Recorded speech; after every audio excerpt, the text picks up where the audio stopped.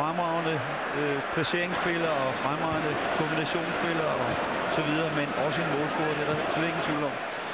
Jo, en Elmander, der har haft nogle problemer med muskelskader faktisk i begge lår. Hvis man kigger ned på ham, så har han stadigvæk løbet rundt med en forbinding, hvor de...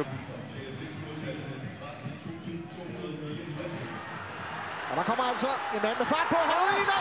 Det er Michi med en fantastisk speed. Det er altså bakken Niklas Karlsson, der havde karantæne i seneste kamp.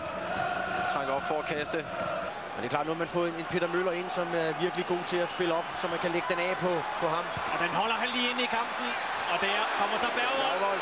Venstre ben, så anden halvleg. Men man kan se, selvom det hele ser så sydlandet sikkert ud, så kommer der en løs bånd ind i feltet, som ryger forbi og et træt. Og det blæser, og hvad ved jeg. Det er derfor, det er så vigtigt, at de holder.